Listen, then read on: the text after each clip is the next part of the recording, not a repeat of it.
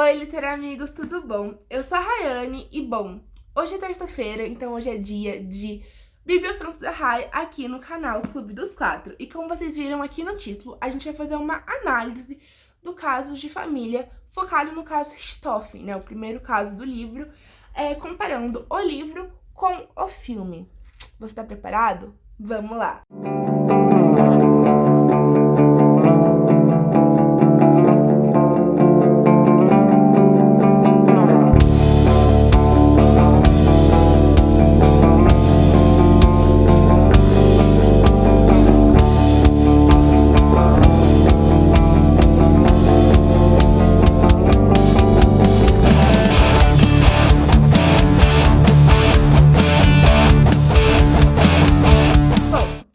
A gente vai falar sobre o livro Casos de Família, mais especificamente sobre o primeiro caso, que é o caso Richthofen.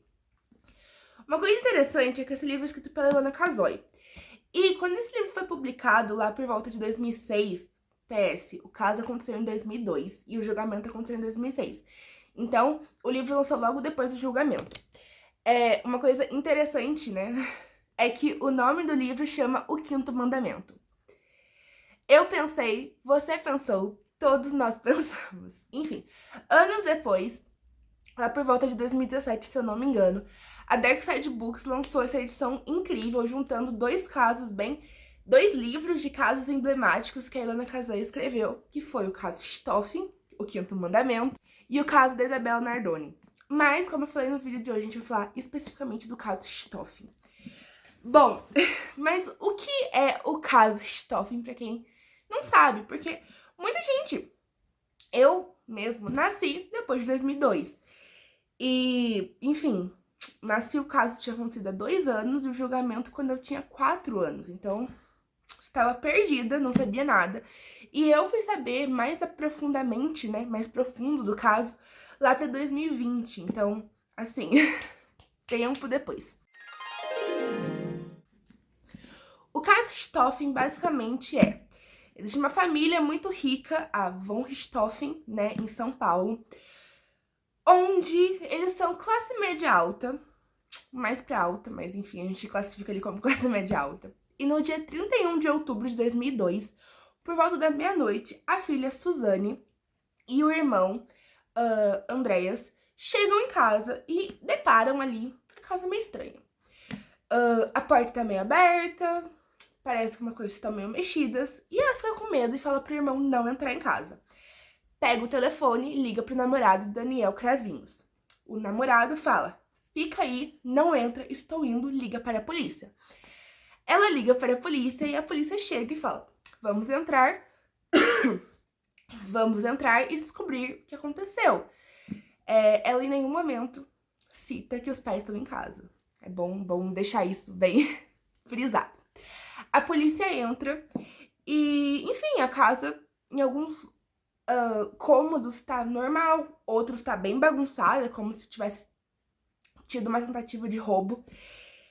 Os quartos dos filhos impecáveis, mas quando chegam no quarto do casal, encontram o casal morto. E de uma forma horripilante. 13 dias de investigação, praticamente 2 semanas, foi o tempo necessário para a polícia de homicídios, né, do Departamento de Homicídios de São Paulo, resolver o caso e descobrir que Suzane von Richthofen, Daniel Cravinhos e seu irmão, Christian Cravinhos, foram os responsáveis pela morte dos pais dela, Marisia e Manfred von Richthofen. É um caso muito pesado, gente, porque você pensar que a filha, né, orquestrou a morte dos pais. E assim, meu Deus. Bom, o caso, ele voltou à tona, né, em 2006, quando teve o julgamento, e mais recentemente em 2021 e 2023, quando os filmes foram lançados. Em 2021, 2 filmes foram lançados sobre o caso pela Amazon Prime Videos. Os filmes tratam as versões dos réus, logo, no caso, o Daniel e a Suzane, que são ali os principais. Então, a menina que matou os pais conta a versão, né, do Daniel da história, e o menino que matou meus pais conta a história da Suzane, né, a versão da Suzane em relação a esse caos. E em 2023, lançou A Menina que Matou os Pais, A Confissão, que é basicamente esse período de 13 dias onde o Departamento de Polícia investiga o crime, né, que passa de latrocínio, que seria um roubo, né, a dólares, euros e joias, e enfim, a seguido de morte, até fraude e a filha que matou os pais e planejou isso. Então, é bem... Meu Deus. Eu tenho uma opinião meio particular sobre o filme da Confissão. Eu realmente não gosto, mas a gente vai chegar lá. Bom, quero falar que quando a gente for ao longo do vídeo, eu vou ter uma colinha, porque tem bastante informação. Uma coisa interessante também que eu quero deixar claro é que aqui eu vou falar partes que eu achei interessantes sobre o livro e sobre algumas contradições com o filme, tá? Então vai ser essa análise que eu vou fazer. Um outro ponto também que eu acho interessante falar é que o livro, ele trata desses 13 dias mais o julgamento. Mas a parte do julgamento é com foco na parte dos debates finais, né, no dia final, dos advogados, né, o promotor e o advogado dos réus, fazendo ali a última defesa ou a última acusação para o júri decidir. E aí, sim, a acusação, o resultado ali, né, do que se deu, o que o júri decidiu. Então, é bom falar também que, por exemplo, os testemunhos dos réus, que seriam os filmes, né, a versão contada por eles não tem no livro. Então, o livro é focado mais na parte técnica e não tanto na história de cada um. Então, vamos lá.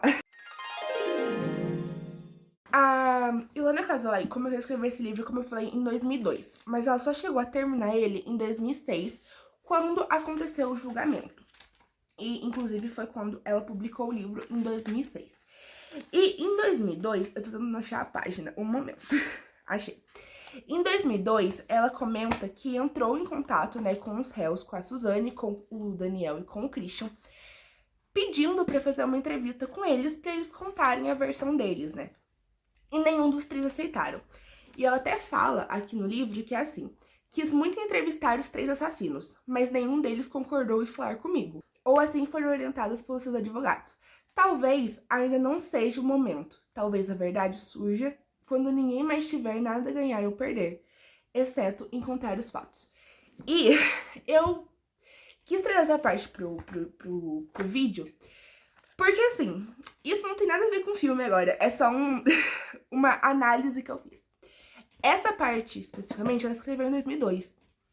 E contando, né, de uma experiência que ela teve em 2002, e esse pensamento dela de tipo, eles só vão aceitar fazer uma entrevista quando eles perceberem que não tem nada a ganhar nem a perder. Porque eles fazendo uma entrevista antes do julgamento, poderia dar muito ruim. Eles poderiam, de certa forma, ganhar o amor do público, ou poderiam ser mais odiados. E aí, o ponto que eu quero trazer é que aí em 2015, né, a gente tem aquela famosa entrevista da Suzane pro Gugu, onde ela se paga ali muito de inocente, muito de ai meu Deus, estou arrependida, sou agora uma nova mulher, estou indo na igreja. Até, se eu não me engano, nessa entrevista que ela fala que tá com relacionamento com uma pessoa da delegacia, da prisão, que eu esqueci o nome, desculpa. Eu vou deixar aqui, enfim, a matéria. Mas eu acho muito irônico isso, porque realmente em 2015 o caso tinha esfriado nesse ponto midiaticamente falando. Não era um caso que repercutia. Saber como a Suzane ou como os irmãos Cravinhos estavam em 2015 já não era mais relevante. E ela vem com todo esse plot de estou melhor, vou contar a minha verdade, e agora sim vou contar a verdade. É tipo, sabe, 13 anos depois do caso e 9 anos depois da condenação dela. Então eu acho um pouco irônico. Mas agora, falando assim sobre pontos, né, do filme e do livro. No filme, A Confissão, é deixado bastante claro que o instrumento usado pra tirar a vida, né, dos pais da Suzane foi aqueles ferros de prateleira, né, com os círculozinhos. Inclusive, a cena que eles descobrem isso, eu acho muito hilária. E não era pra ser. Mas no livro, né, e na vida real, não foi bem assim que aconteceu.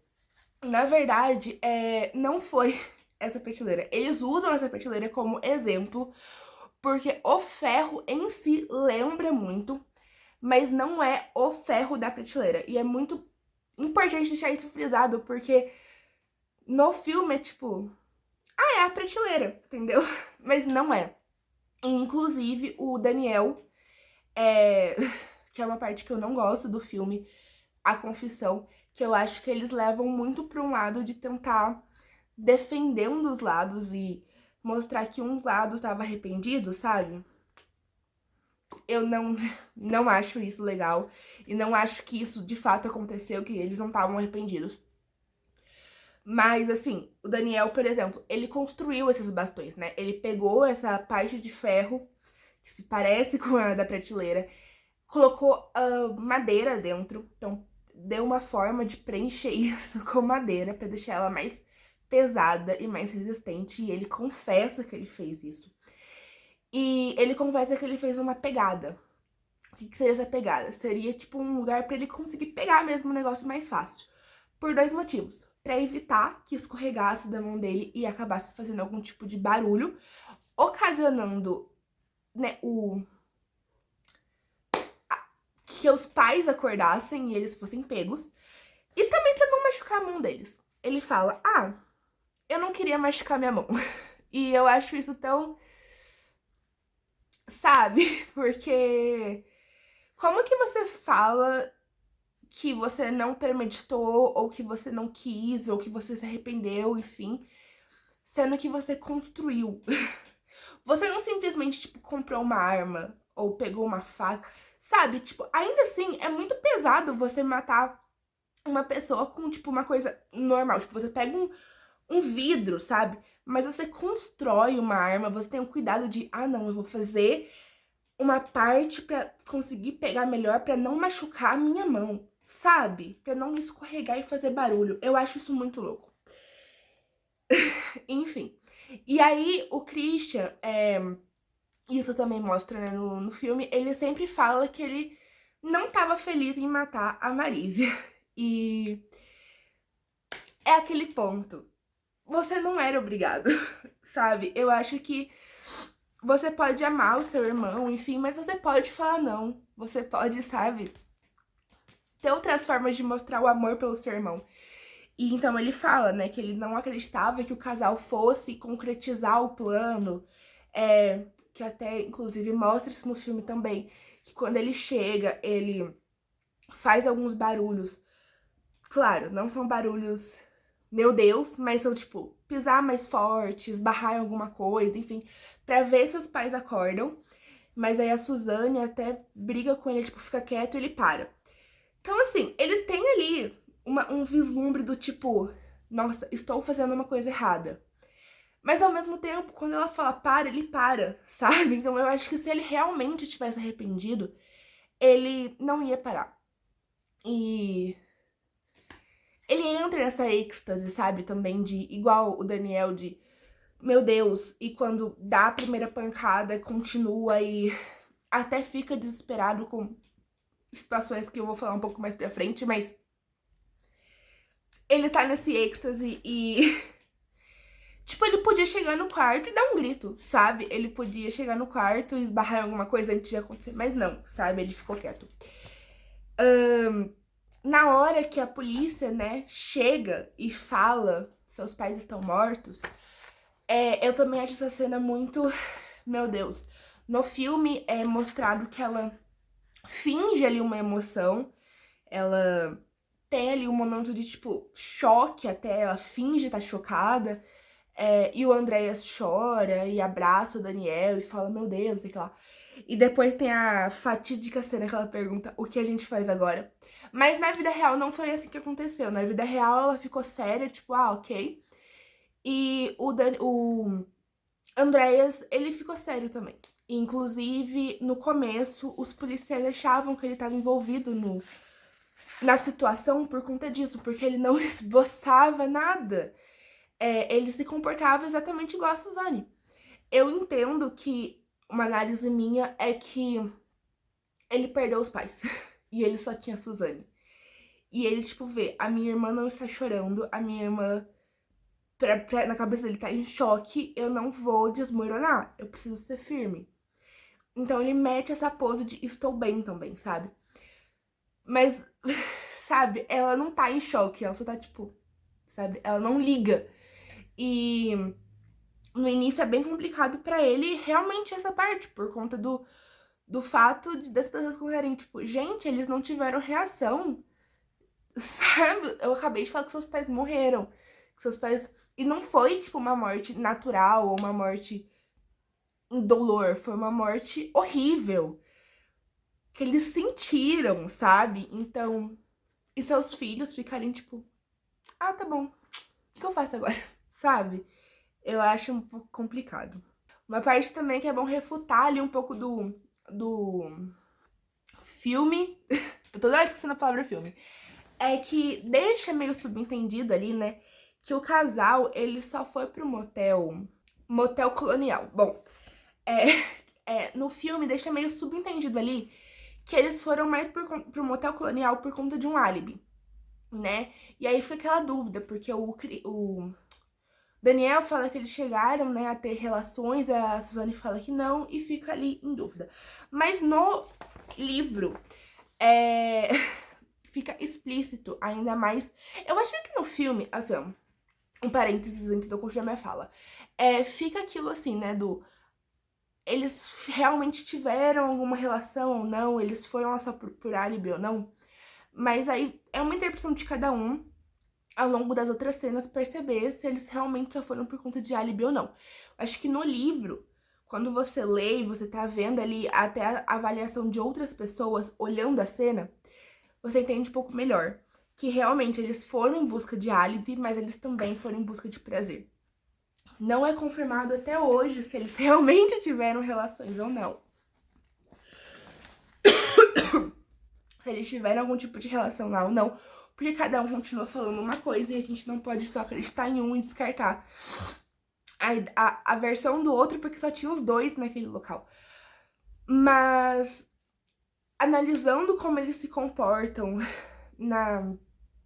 tipo, como eles estavam quando eles saíram ali, né, da casa, e, enfim, como eles descrevem como eles estavam ali depois que aconteceu tudo, e quando eles chegam na delegacia, como eles ficam ali, que inclusive aparece no filme, mas, tipo, se pegando toda hora, dá pra entender que realmente pode não ter rolado relações, mas eles também foram lá, não só como uma forma de álibi, eles foram lá pra se ter uma forma de prazer e de desestressar, sabe, o que tinha acontecido. Porque o álibi eles podiam ter conseguido, sei lá, numa pizzaria. Então, é complicado. Do lado do corpo da Marisa, no chão, foi encontrada uma blusa de malha tipo soft feminina. E era um número menor pra ser da Marisa. E nunca acharam, né, quem era o dono dessa blusa. Só que em momentos futuros, num debate, numa conversa com o Christian, ele fala sobre a Suzane ter ido com uma blusa, né, com uma roupa, levar ele no Red Play, né, na loja de videogames, assim, e ter ido buscar com outra. E quando perguntam pro Daniel que roupa que a Suzane tava usando, ele fala que não lembra a roupa que ela tava antes e nem a roupa que ela usou no motel.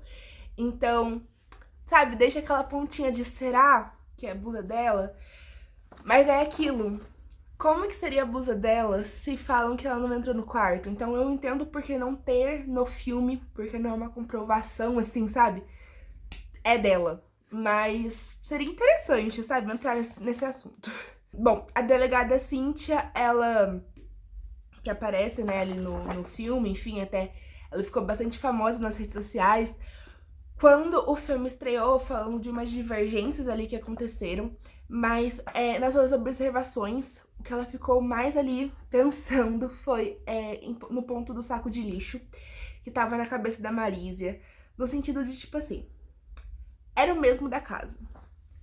Os ladrões, né, que até então, como é que eles sabiam que era o mesmo, sabe? E um outro ponto, não tinha nenhum rastro de saco de lixo aberto ali. E então, tipo, eles levaram o deles e pegaram embora? Eles pegaram um aberto e levaram embora? O que rolou, sabe? Então esse questionamento ela ficou fazendo. E também sobre a jarra de água, que foi usado pra, enfim, de certa forma, afogar, né, as vítimas. Porque quando... Eu não vou saber explicar isso tecnicamente, igual foi explicado os peritos. Mas quando você tem uma forma de traumatismo craniano e dependendo da posição que você tá, você começa a tentar respirar mesmo que sua vida está esvaindo, sabe? E nesse caso vai soltando uns sons. E esses sons eram os sons que os pais soltavam, faziam. E é quase tipo uns roncos, assim, sabe? E nessa hora, os irmãos meio desesperados tentavam de tudo pra abaixar, né? Não, porque achavam que eles podiam estar vivos ainda. Então Daniel vai à cozinha, pega uma jarra e começa a tacar água neles pra, enfim, coloca um pano na boca. Inclusive a Marísia acaba tendo um pano enfiado até a garganta, enfim. E aí a Cíntia ela fica, nossa, os pais, né, levaram uma jarra de água, mas não levaram copos. Então isso quer dizer que foi os ladrões, né, os assassinos que pegaram de fato ali a jarra. Mas a cozinha era um lugar que estava impecável, não estava nada bagunçado. Então como eles sabiam exatamente onde estava a jarra? Então são pontos que ela vai levantando. Aí, ao longo da narrativa, né, da história ali, vão se analisando várias controvérsias das histórias do Daniel e da Suzane. Então, eles até falam que tudo o que é falado referente a antes do crime ou depois do crime é falado muito naturalmente, porque eles acreditam que seja verdade, né? Os delegados falando, né? A polícia falando. Mas tudo que é no timing ali que aconteceu o crime é tudo muito bagunçado, muito confuso e muito controverso, porque o casal tava junto e cada um falou uma coisa. E isso acontece porque eles não combinaram, tipo, combinaram, mas não combinaram o que ia falar, sabe? Então, um fator, assim, muito... Inclusive, fizemos um gráficozinho que vou mostrar aqui pra vocês. É que a versão da Suzane fala, levamos, né, o Andreas no headplay, fomos pra casa, ver se estava tudo bem, se meus pais estavam acordados ou não, pegar dinheiro, enfim. Fomos pra Raposo Tavares, que é uma avenida, depois decidiram ir pro motel Colonial, que ficava em outro lugar, e chegando lá, usaram a piscina, a hidromassagem, mas não tiveram nenhum tipo de relações.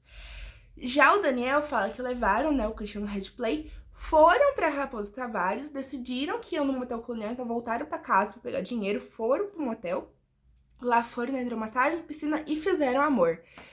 Então você vê que assim, é a mesma, são os mesmos locais, são as mesmas, tipo, ambientes que eles foram, mas eles são contados de forma diferente, porque eles não combinaram exatamente. Tipo, fala que a gente foi no motel. O que a gente fez no motel? Sabe? Não foi combinado. A ordem de confissão foi exatamente igual à do filme. O Christian confessa e aí ele é descrito com medo, assustado. Depois a Suzane e ela tá incrédula, mas ela não acreditava no que estava acontecendo. Mas ela não chora e ela nem grita. Ela só tremia muito. E por fim o Daniel, e ele ria de nervoso. Ele ria. Aí a gente pensa de nervoso, de medo, de não acreditando, ele só ria. Então é um pouco diferente também ali, o mais parecido da confissão foi o Christian mesmo. E dia 13 de novembro aconteceu a reprodução simulada do crime, que é basicamente isso. É uma interpretação técnica dos fatos, não jurídica. Então nesse ponto, a gente não vai, né, julgar nada. A gente só vai ver se as histórias batem. Então se eu falo que, tipo assim, por exemplo, as vítimas foram mortas por pancada. E aí chega e na hora de confessar o Daniel fala que, não, eu bati com uma pantufa, não faz sentido. Então essa hora que vai provar se o que eles falam de fato faz sentido com o que aconteceu pra embasar, né, a prisão deles e também na hora do julgamento não ter essa dúvida de tipo, ah, olha, tá errado. E uma parte interessante que é legal falar é que essa reprodução simulada, os acusados não são obrigados a ir. Eles podem ir pra ajudar ou simplesmente não ir. Tipo, no caso Nardoni, por exemplo, eles não foram porque eles não quiseram, tipo, contribuir a fazer provas contra eles. Porém, no caso, Richthofen, os três foram. E assim, é muito triste ler.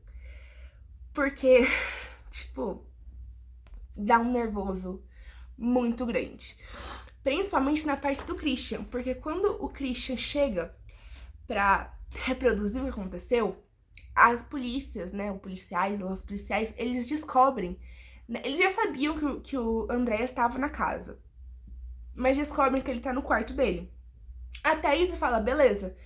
Porém, ele tá no quarto dele assistindo televisão, especificamente ao da Atena, que tá mostrando a reprodução. Então ele tá vendo, tipo, ele pode estar na casa, sabe? Mas ele não podia estar vendo como aconteceu. E é uma cena muito, que pra mim ficou muito marcada, que é quando a polícia tira ele do quarto dele pra levar ele pra um quartinho, enfim, pra ele ficar com o tio dele. E ele vê o Christian, ele chora. É uma das primeiras vezes que ele começa a mostrar a reação mesmo do que tá acontecendo. E o Christian vai lá e abraça ele como se ele fosse, tipo, o irmão mais velho e o André é o irmão mais novo. E tem um carinho ali, sabe? Então, sei lá, foi meio pesado de ler essa cena. A versão da Suzane é a segunda. Isso foi também na mesma ordem que aconteceu as confissões. Ela me irritou muito, porque ela tava totalmente desinteressada. Ela tava tipo... Aí, o que você fez hoje? Ah, eu almocei, fui no shopping, cortei meu cabelo. Tá bonito, sabe?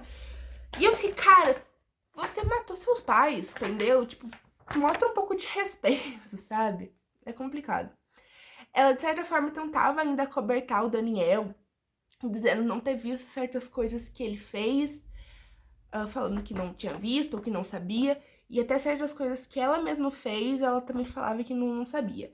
Ela até simula um momento que ela teria escutado a primeira pancada, que foi um momento que ela soltou uma lágrima, mas depois ela tampa o ouvidinho dela e fica esperando. E ela simula esse momento e eu fico tipo... A pessoa tem que ser muito cínica, sabe? E tirando esse momento que ela simula um choro, não teve nenhuma reação. E a versão do Daniel, eu acho que é a mais emocionante, porque ele realmente chorou. Teve uma crise de ansiedade, de desespero. Ele, enfim, ele vê... Porque assim, né, na reprodução, pegam pessoas, né, no caso policiais, e colocam no lugar das vítimas. E no caso a pessoa, né, o policial que tava interpretando o Manfred, realmente se parecia com o Manfred. E o Daniel, quando vê, começa a ter uma crise nervosa.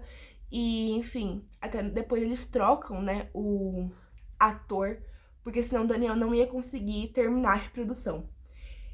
E aí é o ponto, né, que as três versões, elas eram bastante semelhantes. Tinha umas diferenças ali de ordem, de alguma coisa, tipo, ah, a Suzane veio, a Suzane não veio, ah, eu não escutei nada, eu não vi alguma coisa, enfim.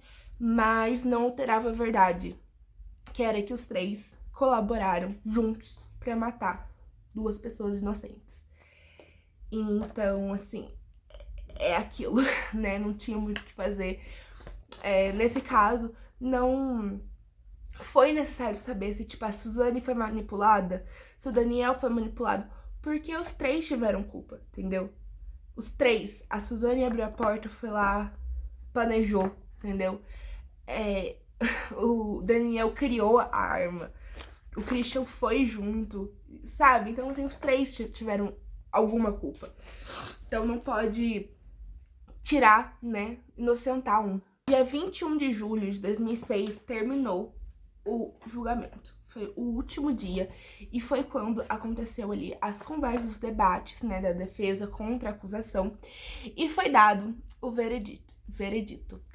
E bom, como que foi as condenações, né? A Suzane, ela foi condenada a 39 anos e 6 meses, sendo solta só em 2045.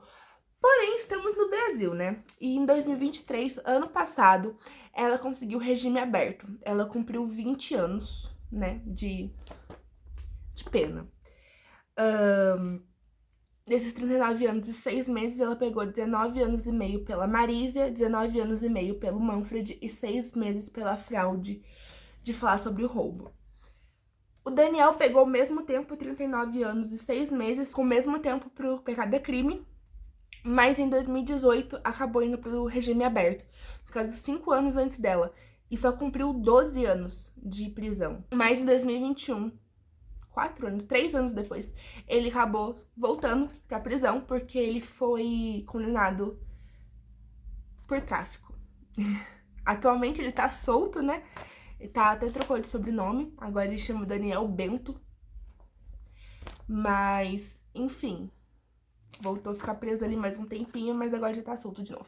E o Christian pegou 38 anos e 6 meses, também saindo em 2045. Ele pegou 18 anos e meio pelo Manfred, 18 anos e meio pela Marísia, 6 meses por fraude e 1 ano por conta do furto, né, dos euros, dos dólares, das joias. Em 2017, ele foi para regime aberto, né, um ano antes do Daniel, então ele cumpriu 11 anos ali da sentença, mas em 2018, um ano depois, ele acabou voltando para a prisão por tentativa de suborno. E hoje ele também está solto. Bom, e esse foi o vídeo, ficou um pouquinho longo, porque é um caso longo, né, foram, enfim, 13 dias ali pra descobrirem o caso, mais 4 anos até o julgamento, mas eu espero que vocês tenham gostado. Se vocês querem mais vídeos assim, de analisando livros, analisando filme versus livro, enfim, ou até mesmo analisando casos, né, como foi esse caso, deixa aqui nos comentários.